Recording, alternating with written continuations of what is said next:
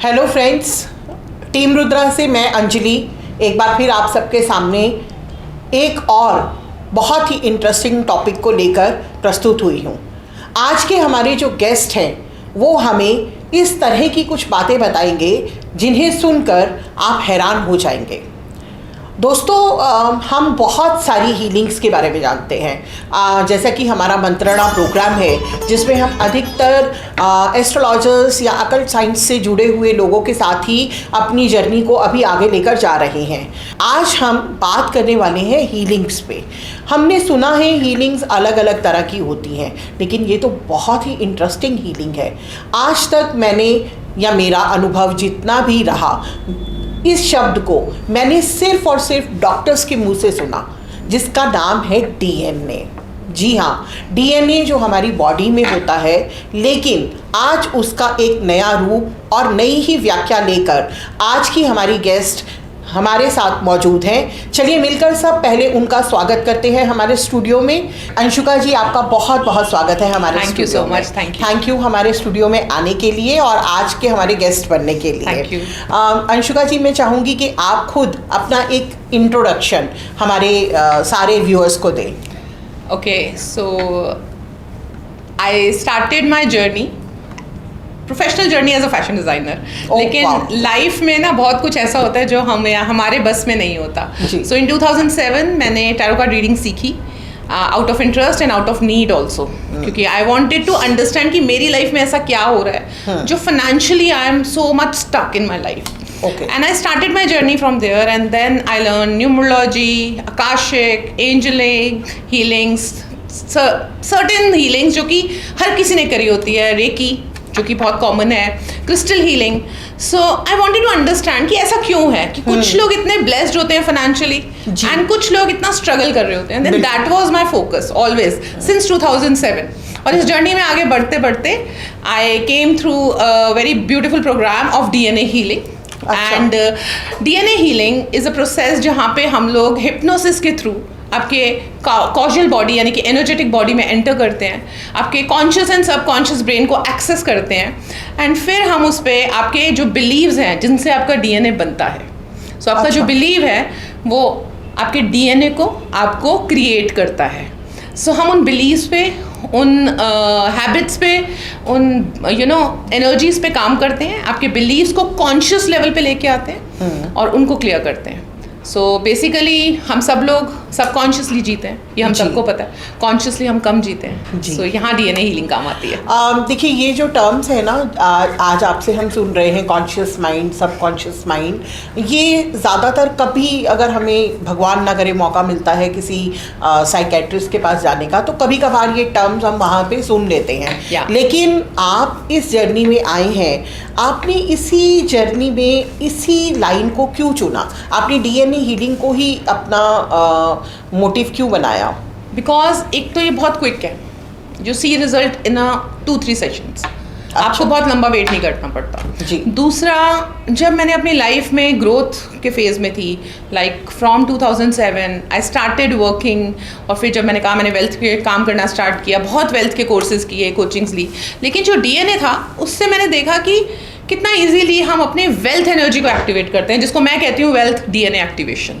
सो हमारा DNA strands होते हैं हमारी बॉडी में, जो हर डीएनए में स्ट्रैंड्स होते हैं, और उन स्ट्रैंड्स में कुछ ऐसे स्ट्रैंड्स होते हैं जो कि हमारी फाइनेंशियल अबंडेंस के लिए रिस्पॉन्सिबल होते हैं। कुछ ऐसे स्ट्रैंड्स होते हैं जो हमारे रिलेशनशिप के साथ कोऑर्डिनेट करते हैं। कुछ हमारी फिजिकल बॉडी, हमारे लुक्स, और द वे वी थिंक।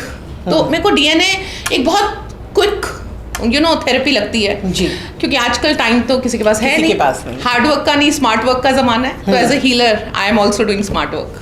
अच्छा, ये तो आप एक अपनी वेल्थ मैनेजमेंट के लिए या वेल्दी बनने के लिए आप ये करते हैं। इसके अलावा आप क्या आकाशिक रिकॉर्ड्स या पास्ट लाइफ में भी कुछ करते हैं? इसका कुछ कनेक्शन वहाँ पे भी कहीं जुड़ता है क्या? जी हाँ, बिल्कुल, क्योंकि सी अंडरस्टैंड आकाशिक रिकॉर्ड्स के बारे में अगर मैं बात करूँ, जैसे आप कह रहे हैं, आपने भी को पता है, ये हमारे सोल रिकॉर्ड्स हैं। इसी तरह सबकॉन्शियस और कॉन्शियस 2 ब्रेन्स होते हैं हमारे। सबकॉन्शियस के अंडर एक लेयर होती है ब्रेन की, जिसको हम प्रिमिटिव ब्रेन्स कहते हैं, जो कि हमारे ह्यूमन एवोल्यूशन से जो भी हमारी जर्नी हुई है, उस प्रिमिटिव ब्रेन में सारी चीज़ें फीड हैं, which represents our past lives. अच्छा, so we can access our past life patterns also through DNA. तो हमें यहाँ रिग्रेशन में नहीं जाना पड़ता, हमें पूरा पास्ट लाइफ सेशन नहीं लेना पड़ता, हमें ट्रैवल नहीं करना पड़ता. We just connect with your DNA, we enter into that primitive brain and we see कि पास्ट लाइफ में आपने ऐसा क्या मैनिफेस्ट किया जो इस लाइफ में आप स्ट्रगल ले रहे हो. Oh really? Yeah and then we clear that believe through your conscious brain. जब मैं कॉन्शियस ब्रेन बोल रही हूँ तो जब आप थेरेपी में होते हो हम लोग हर बात आपसे पूछते हैं और जो बात आपको रेजोनेट करती है उस बिलीफ के साथ हम आपको अलाइन करते हैं with the right belief. Suppose for example किसी का एक बिलीव है कि money can be attracted through hard work और ज्यादातर लोग यही सोचते हैं. ट्रेनिंग है ना हमारे बचपन की, हमारी ट्रेनिंग है, ठीक है, काम करोगे तो पैसा आएगा. एंड बहुत कॉमन बिलीव है इन इंडिया कि मैरिज सक्सेसफुल करने के लिए you have to sacrifice yourself.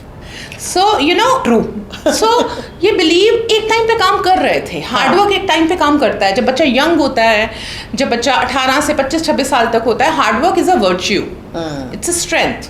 But जब एक इंसान 35 साल तक, 40 साल तक, 55 साल तक आता है, so hard work is not a virtue, it's a burden. Right? So you know there is, तो हम वहाँ आपके ये बिलीव चेंज करते हैं that I can attract money with ease and grace and we activate your brain like that. I can enjoy my marriage with ease and grace, without any sacrifice. So ये हम आपकी therapy के दौरान करते हैं जिसमें कि हम DNA स्ट्रैंड को regenerate, it's not a regeneration, it's a reprogramming basically. But आपको लगता है कि ह्यूमन बॉडी कंप्यूटर की तरह काम करती है? बिल्कुल करती है. क्या उसको रीप्रोग्राम करना इतना ईजी होता है? बहुत ईजी होता है. अच्छा, हमारा ब्रेन हमारा कंप्यूटर है. ओके. लेकिन सबसे इम्पोर्टेंट जो है हमारा माइंड. सो ब्रेन और माइंड में हमारा फर्क होता है. क्या फर्क होता है ma'am? So brain is a very logical entity जो कि इमोशंस को नहीं समझता. राइट? जो कि आपको इमोशनली नहीं समझेगा. अगर आपने गरम गरम दूध का कप पकड़ा और आपका हाथ जल गया और अब आप दूर हो जाओगे, ठीक है, तो हमेशा जब भी आप दूध देखोगे आपका हाथ पीछे हो जाएगा. ब्रेन को नहीं पता दूध अच्छा होता है, उसको ये पता है इसको प्रोटेक्ट करना है. So brain is always protecting us. इसलिए कहते हैं ना दूध का जला छाछ भी फूक फूक के पीता है, क्योंकि वो ब्रेन की प्रोग्रामिंग हो गई, उसके साथ एक फियर का इमोशन जुड़ गया. लेकिन हमारा माइंड चारों तरफ देख रहा है.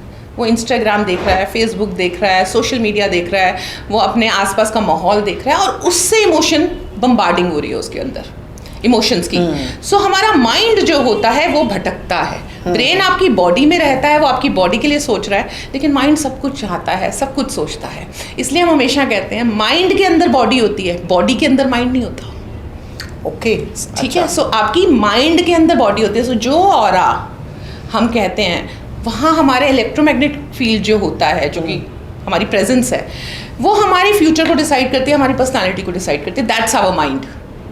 सो अगर एक बच्चा ऐसे इन्वायरमेंट में है जहाँ उसने लग्जरी देखी है, वो 5 स्टार में ट्रैवल करा है बचपन से, उसने बिजनेस क्लास में ट्रैवल करा है, उसने सक्सेस देखी है और उसने देखा है कि अपने पेरेंट्स को सक्सेस के लिए सक्सेस से इंजॉय करते हुए सक्सेस का वैलिडेशन देखा है, वो बच्चा ऑटोमेटिकली सक्सेस अट्रैक्ट कर लेगा. लेकिन जिस बच्चे ने देखा है बहुत स्ट्रगल से पैसा आ रहा है, बहुत मेहनत लग रही है, बहुत सारे सेक्रीफाइसेस हैं, now brain will tell no no no, money is not good, success is not good, you have to sacrifice a lot. Exactly. So brain और माइंड कॉम्बिनेशन में काम करते हैं. लेकिन अगेन ब्रेन एक पूरी ऐसी एंटिटी है जो लॉजिक पे काम करता है. जो मैसेज जाएगा उसके अंदर वो वैसे ही जाएगा. लेकिन इमोशन जो जाते हैं वो हमारे माइंड से जाते हैं. और जिसके साथ पॉजिटिव इमोशन लग गया आप वो मैनिफेस्ट करने लग जाओगे, जिसके साथ आपका नेगेटिव इमोशन लग गया आप उससे दूर भागोगे. जनरली जैसे हमने देखा है अर्जुका जी की लोग ही कहते हैं कि आप दिमाग से नहीं दिल से नहीं दिमाग से काम लीजिए. तो अब शायद हमें ये कहना चाहिए कि आप दिमाग से नहीं, आप माइंड से काम लीजिए. मेरे हिसाब से आपको जो जीना चाहिए ना वो दोनों का एक गुड बैलेंस होना चाहिए. कि आपको पता हो कि आपको अपने आप को प्रोटेक्टेड कहाँ रखना है, क्यों रखना है, and at the same time आपको पता होना चाहिए आपके फायदे में क्या है. So it should be an awareness. तो तभी आपने जैसे आप समझा रहे हैं तो मुझे ऐसे लगता है कि ब्रेन हमारी बॉडी में एक वो पार्ट हो गया कि जहाँ एक चीज़ रजिस्टर्ड हो गई तो वो हो गई, वो अच्छा हट नहीं पाएगी. नहीं, ऐसा नहीं है. मैं आपको बताती हूँ. हमारे 2 ब्रेन्स हैं, मैंने जैसे बोला. अच्छा. Conscious and subconscious brain. जी. कॉन्शियस ब्रेन में हम मैसेजेस लेते हैं through our ears, eyes, nose, taste, skin की फीलिंग एंड जो भी हम हमारे आसपास है. जो भी मैसेजेस हमारे ब्रेन में जा रहे हैं वो 24 घंटे तक रहते हैं. अच्छा 24 आवर्स वो रहते हैं, then they enter into the small layer under the conscious brain that is known as critical brain. It's a scientific. okay. ठीक है. सो क्रिटिकल ब्रेन में वो छटाई होनी स्टार्ट हो जाती है. अच्छा. हमारे मैसेजेस की. जिस मैसेजेस के साथ इमोशन जुड़ा हुआ है वो मैसेजेस सीधा सबकॉन्शियस में चला जाता है. ओके. चाहे वो अच्छा इमोशन है चाहे बुरा, ब्रेन को नहीं लेना देना. अच्छा. इमोशन जुड़ा होना चाहिए. हाँ, मतलब मैं वही कह रही हूँ कि एक जगह वो स्टोर हो गया. हाँ, वो सबकॉन्शियस में जाता है. लेकिन जो सबकॉन्शियस में नहीं जाते, जिनके साथ इमोशन नहीं जुड़ा होता, ब्रेन उसको थ्रो बैक कर देता है थ्रू ड्रीम्स.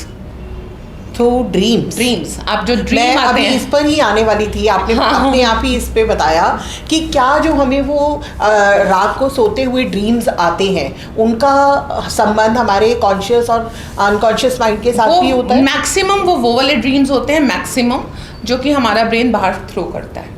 कुछ ड्रीम्स ऐसे होते हैं जो बहुत डीप होते हैं, रेगुलर आ रहे हैं, वो आपके सबकॉन्शियस एनर्जी से कनेक्टेड हो सकते हैं. ओके. ठीक है, जिसके साथ हम इमोशनली अटैच हो. बट नॉर्मली जो रैंडम ड्रीम्स आते हैं वो हमारा कॉन्शियस ब्रेन फेंक रहा है बाहर. अच्छा, हमारे मैसेज ड्रीम्स आने का रीजन ये होता है. क्योंकि उसको खाली करना और है. कई बार हमने सुना है कि कई लोग हैं जो कहते हैं कि हम तो रात को सोते हैं और सुबह उठते हैं, हमें तो कोई सपना ही नहीं आता. बिकॉज उनका जो कॉन्शियस ब्रेन है वो बहुत जल्दी चीज़ों को रिलीज कर देता है. अच्छा. ज़्यादा एब्जॉर्ब नहीं करते, वो इमोशनली हर एक चीज़ से जल्दी अटैच नहीं होते. अच्छा. इसीलिए आपने देखा होगा कॉन्शियस लिविंग आजकल बहुत बड़ा कंसेप्ट है. हाँ. और ब्रेथ वर्क बहुत बड़ा कंसेप्ट है, क्योंकि हम जब ब्रेथ वर्क करते हैं तो हम कॉन्शियसली अब नेगेटिव थॉट्स या अनवांटेड थॉट्स को रिलीज करते हैं. Simply conscious living is like what is working. Easy. Yeah it is very easy. Okay. It is easy, but once you have to enter into the energy, practice it. It's not difficult thing. Believe me, it's not difficult thing. देखो, किसी भी habit को बनाने के लिए ना आपको 21 days लगते हैं. ओके. किसी भी हैबिट को, अच्छी या बुरी, राइट. सो आप अगर 21 दिन अपने ऊपर कॉन्शियसली वर्क करते हो ना, 22वें दिन वो आपकी एनर्जी में आ जाता है and you will start reacting. हाँ, रिएक्टिंग. लेकिन डीएनए हीलिंग से हम बिलीव इमीडिएटली क्लियर करते हैं और इमीडिएटली आप असर देखते हो. आपको 21 दिन भी करने की जरूरत नहीं है. क्या क्या असर ऐसे दिखते हैं हमारी उसमें पर्सनालिटी में डीएनए हीलिंग होने के बाद? ओके, सो जैसे आप ईज पे आ जाते हो, सबसे बड़ा चेंज आता है. You become more easy person. You are not taking stress of every little thing, you know. क्योंकि जब तक आप स्ट्रेस लेते रहोगे आप राइट थॉट्स भी नहीं आ सकते. सेकंड, जो मेरा जैसे वेल डीएनए है, so I have been working with many entrepreneurs, businessmen, business womens. So मैंने देखा है कि आफ्टर 5 सेशन उनके रिजल्ट्स क्या आते हैं कि वो बोलते हैं कि यार अचानक से पता नहीं कहाँ से ऑर्डर आ रहे हैं, इस महीने सेल्स ठीक हो गई, जो लॉस में जा रहा था वो ठीक हो गया. सो कहाँ से आ रहा है? आपका डीएनए कर रहा है. Whatever you are attracting in your life, pain, happiness, stress, ill health, great health, it is you. It is only your responsibility. Planets को तो लोग बेकार में रीजन बनाते हैं कि ये प्लानिटरी इशू है इसलिए हो रहा है. प्लैनेट एंड ये आपका जो हमारा बिलीफ सिस्टम है, इन दोनों में क्या अंतर रह जाता है? हमारे हमेशा ये बिलीव क्यों रहता है कि मेरा ये ग्रह खराब है, शायद मेरा वो ग्रह खराब है? सो बेसिकली देखो, प्लैनेट्स हमारी एनर्जी का पार्ट है, एनर्जेटिक पार्ट है, राइट. हमारे को पता है हमारे प्लैनेट्स हमारी बॉडी में भी डिफरेंट जगह होते हैं. अगर हम कॉन्शियसली हर प्लैनेट पे रोज काम कर रहे हैं ना, हमारा सर हर प्लैनेट ठीक है. डेली आप अपने पेरेंट्स को, फादर को एक्नॉलेज करो, उनको थैंक यू बोलो, उनके साथ बैठ के बात करो, आपका सूर्य अच्छा हो जाएगा. अपनी मदर को एक्नॉलेज करो, आपका मून अच्छा हो जाएगा. अपने गुरुओं को एक्नॉलेज करो, आपका गुरु अच्छा हो जाएगा. अपने बच्चों को एक्नॉलेज करो, आपका बुध अच्छा हो जाएगा. अपने घर को क्लीन करो, अपने आप को क्लीन करो, आपका शुक्र अच्छा हो जाएगा. अपने आप को अलाइन करो स्पिरिचुअलिटी से, भगवान से, आपका केतु अच्छा हो जाएगा. अपने पैसे को मैनेज करो, चैरिटी भी करो और कमाओ भी, आपका शनि अच्छा हो जाएगा. और फिर सोसाइटी के लिए उतनी ब्लेसिंग जितनी आपको मिली है उतना आप अनकंडीशनली क्या कर रहे हो, किसकी आप अनकंडीशनली हेल्प कर रहे हो, किस पावर में आप हो, और अपने से जो लेस प्रिविलेज्ड लोग हैं उनके लिए आप कितना सपोर्ट सिस्टम बन रहे हो, वो आपका मंगल ठीक हो जाएगा. अब बताओ ना, जहां आप प्रॉब्लम क्रिएट करते हो, अपने पेरेंट्स से लड़ाई करते हो तो सन और मून डैमेज, गुरुओं का निरादर करते हो तो जुपिटर डैमेज, पैसे का मिसयूज करते हो, उस पैसे को चैरिटी में ना देके अय्याशी में लगाते हो, शनि डैमेज, गंदगी में रहते हो, गंदे ख्याल रखते हो, शुक्र डैमेज, भगवान को स्पिरिचुअलिटी के साथ झूठे तरीके से अलाइन होते हो, दिखावे के लिए अलाइन होते हो, यहाँ से अलाइन नहीं होते, केतु खराब. So it is only you. हमने देखा है कि बहुत सारे सक्सेसफुल लोग हैं। आप बड़े से बड़ा नाम ले लीजिए, अंबानीज हैं, या अगर हम मोदी जी को देखें, वो अपनी लाइफ में बहुत बैलेंस्ड है, बहुत ये है। तो क्या हम ये मान के चलें कि सक्सेसफुल लोग जिनके पास वेल्थ है, हेल्थ है, मतलब हर चीज़ परफेक्ट है, तो क्या वो इन टेक्निक्स पे काम करते हैं? बिल्कुल, उन्होंने अपने आप को ट्रेन किया हुआ है। उन्होंने अपने आप को ट्रेन किया हुआ है, not through this modality, but small things उन्होंने रेगुलर प्रैक्टिस की है। बचपन से उन्होंने डिसिप्लिन को प्रैक्टिस किया है। बचपन से उनको पता है हमें ईज में रहना है, हमें स्ट्रगल से ज़्यादा हमें ईज में रहना है। अगर हम आपने मोदी जी का नाम लिया, अगर मैं देखती हूँ जितना मोदी जी को, and I am a big fan of Modi, so और बहुत सारे लोग हैं इंडिया में, सो अगर उनका देखें तो उनका विजन बहुत क्लियर है, उनका माइंड बिल्कुल क्लियर है। फिर वो किसी की नहीं सुनते, वो सिर्फ अपनी सुनते हैं। और जब हम डिसीजन लेते हैं और हम सिर्फ अपनी सुनते हैं और हम कॉन्फिडेंटली उस डिसीजन पे हार्ड वर्क या डिसिप्लिन के साथ काम करते हैं, एक तो हमारा सोलर प्लेक्सस चक्र एक्टिवेट होता है। Taking responsibility of your decision, आपका सोलर प्लेक्सस चक्र एक्टिवेट होगा। सोलर प्लेक्सस चक्र एक्टिवेट होते ही आपका नेम फेम होना स्टार्ट हो जाता है। बिल्कुल, आप सेलिब्रिटी बन जाते हो, and at the same time आपको भगवान ब्लेस करता है और for all wealth and success on earth. आपकी एनर्जी आपको ब्लेस करना start. So normally he takes responsibility. Okay, so that's his virtue. ऐसे अगर हम अंबानी जी का देखें, आपने उनका भी नाम लिया, सो चाहे कुछ भी हो, he is very humble and he always They're very polite, and at the same time he is very great entrepreneur because वो कुछ भी अगर चैरिटी भी करते हैं, उन्होंने अपने बेटे की शादी भी करी, सो उनका जो विजन है कि यहाँ पे काम धंधा क्रिएट हो, जामनगर में बिजनेस क्रिएट हो। Exactly. और उन्होंने वहाँ बिजनेस क्रिएट किया। उन्होंने सिर्फ अपने बारे में तो सोचा ही सोचा, मैं ये नहीं कह रही अपने बारे में सोचना बुरा है, उन्होंने अपने बारे में सोचा ही सोचा, but at the same time क्योंकि वो इतने ब्लेस्ड हैं, उन्होंने सबके बारे में सोचा। मिसेस अंबानी उन हैंड क्राफ्टर्स के घर गई, उनसे स्पेशली दुपट्टे, उनको एडवर्टाइज किया।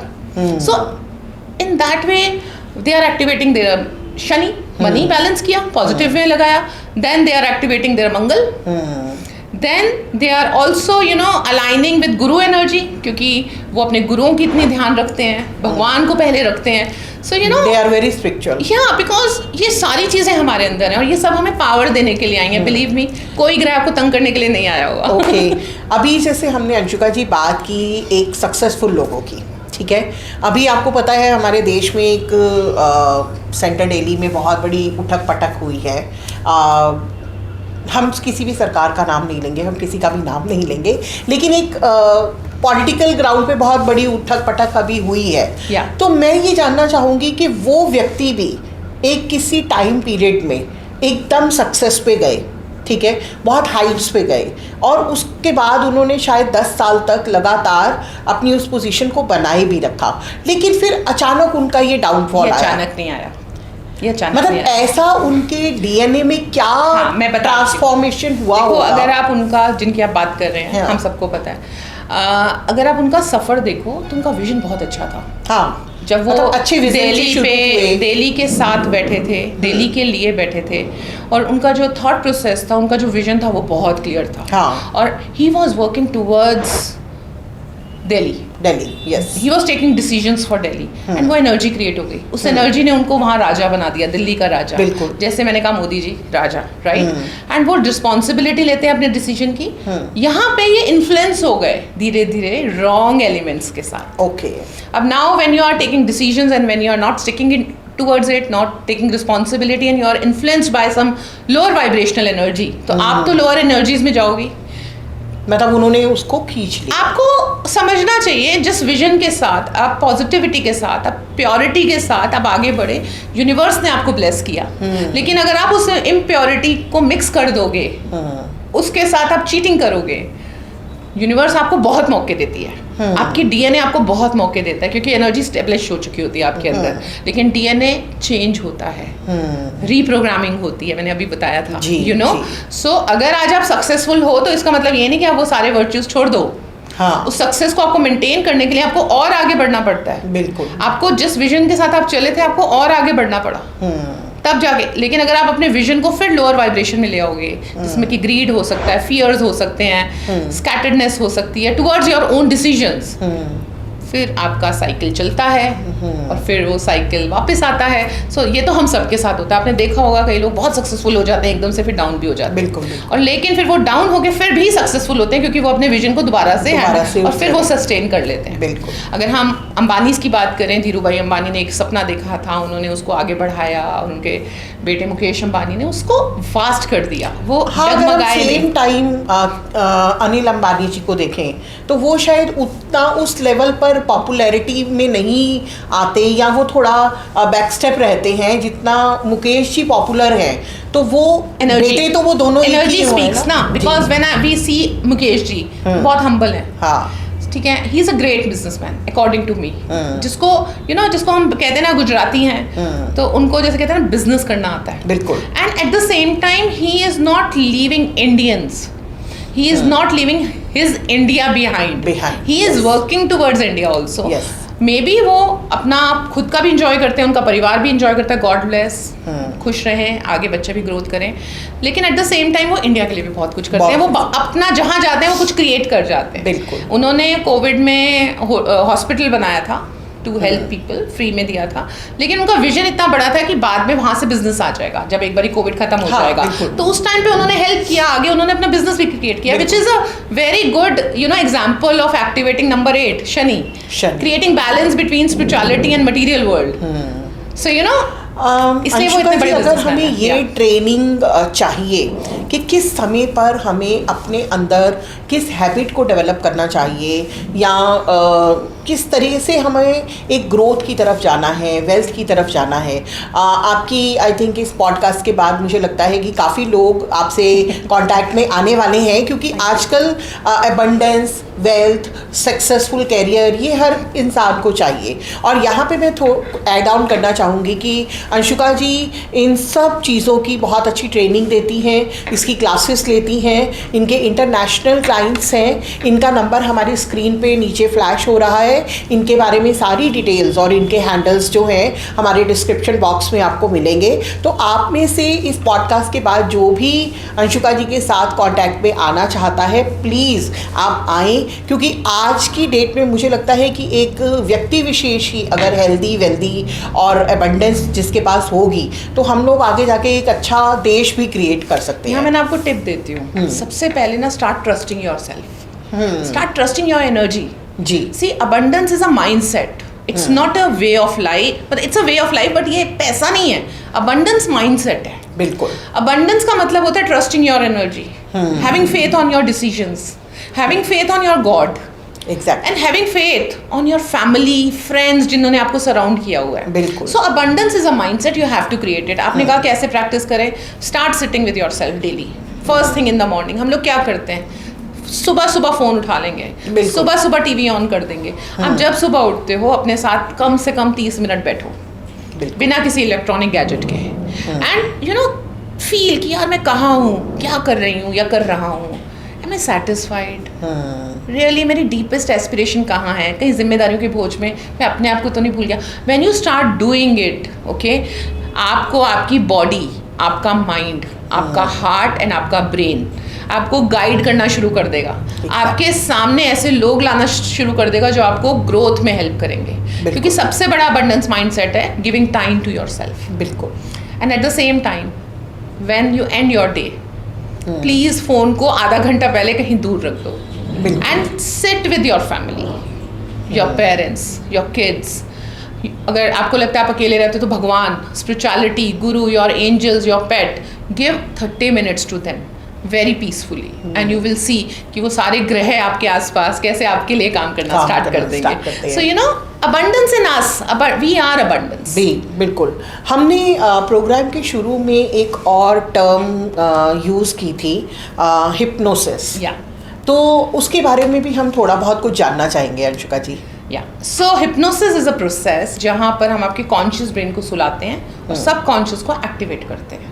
ओके। क्यों करना पड़ता है ये? क्योंकि कॉन्शियसली अगर आप देखो तो बहुत सारे बम्बार्डिंग हो रहा है सोशल मीडिया से, विच इज़ नॉट रॉन्ग, ऐसा कुछ नहीं है, वो इन्फॉर्मेटिव होता है, हमें हेल्प करता है, but at the same time कहीं हम जीवन की आथापाथी में, भाग दौड़ में कॉन्शियस ब्रेन को इतना एक्टिवेट करते हैं कि हम अपनी ट्रू सेंस, ट्रू सोल को सुन ही नहीं पाते। बिल्कुल। सो हिप्नोसिस इज अ प्रोसेस जहाँ पर किसी भी तरह का पेन, चाहे वो फिजिकल लेवल पे है, हेल्थ हीलिंग्स आती हैं, चाहे वो इमोशनल लेवल पे है, रिलेशनशिप इश्यूज आते हैं, चाहे वो मेंटल लेवल पे है, जैसे छोटे छोटे बच्चे आजकल सफ़र करते हैं ADHD से, एंग्जाइटी से, क्लिनिकल डिप्रेशन से, और फिर वो चाहे वेल्थ की बात हो।